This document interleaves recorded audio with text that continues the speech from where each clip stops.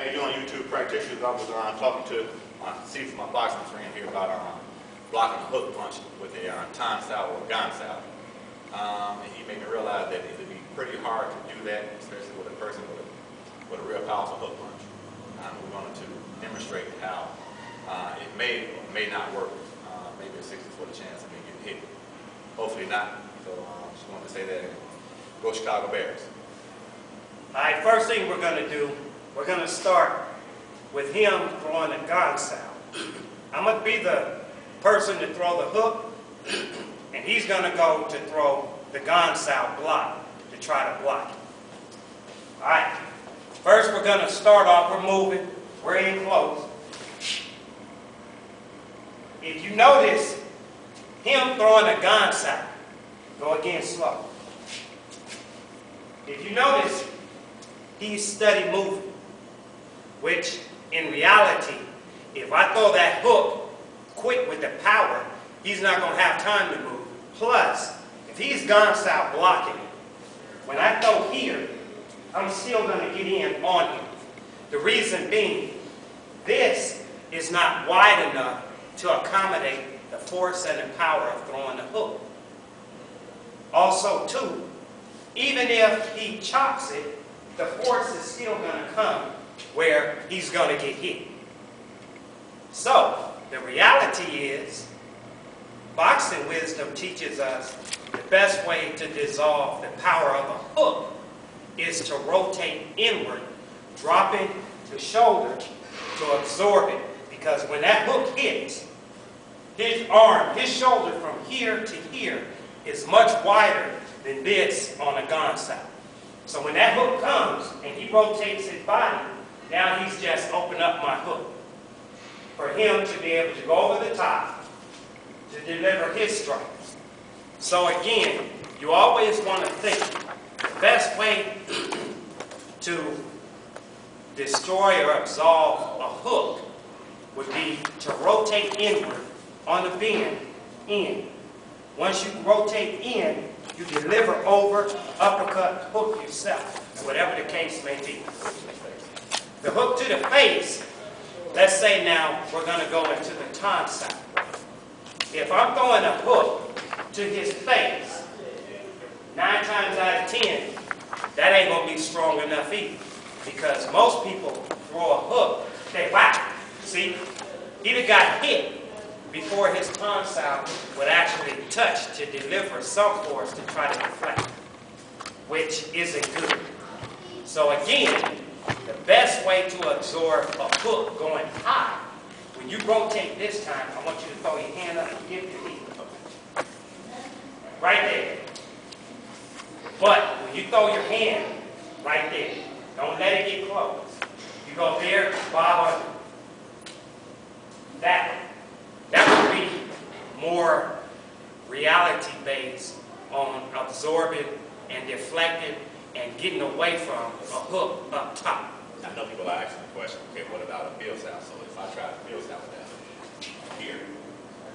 You can do that, but guess what? You still would have got hit if I'd have threw it with power and the speed that you should throw it. Because if I'm here, don't block.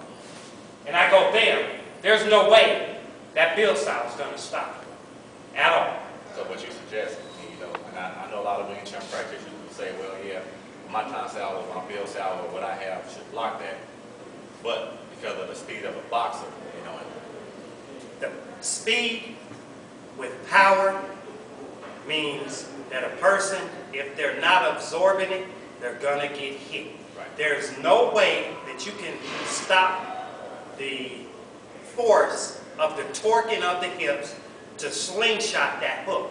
There's almost no way to stop it. Now, for the boxers who really don't know how to box, they think they know how to throw a hook, so if you throw a hook the incorrect way, yeah, I can block that all day. If you throw a low incorrect, I can block that all day. But if you throw it right there, you ain't going to block it. Or right there, you're not going to block it. 9 times out of 10, the best way to absorb a hook, if it's high, you want to dip here, keep covered here, then you bob under. You stop, get away. Then on the low side, you want to absorb, hook, uppercut of your own. Absorb. You can go in, if it's an outside hook, say you're throwing from that way. You can go that way or that way. That way, that way. You can go that way or that way. That way or that way. The best way would be rotate in, because conventional wisdom again says if you rotate in, you're throwing a hook as you're rotating. Now, a lot of people may say never jab against a jabber. I personally believe that you can. The only thing is you got to know what you're going to do. Again, if he's going to hook, throw the hook that way. I'm going to go here. Once I went here, I go under, and I dig. The whole point is, know what you're going to do, know what works, and what doesn't. So again, I'm going to throw the hook, and I want you to curl in. Rotate in. That way, rotate out that way. Now rotate in. That way.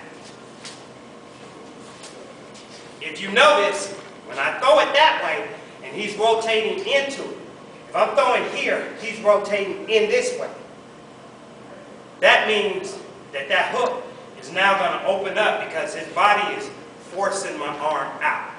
That's the best way, again, to absorb a hook. Now, for a lot of wing chun practitioners, I mean, if you want to try this, I mean, I would suggest trying it with the first one in boxing versus, saying, okay, we'll throw the hook for somebody who doesn't know how to throw the hook. Because, I mean, he boxes, I do wing chun, he does wing chun too. So, this is just, food for thought. If you got any comments, please comment. If you got any videos showing us differently, please do so. Because, we didn't write the book, so we're not correct about everything. But I just want to give you a demonstration on the TAN SAO, GAN SAO, BIO SAO, and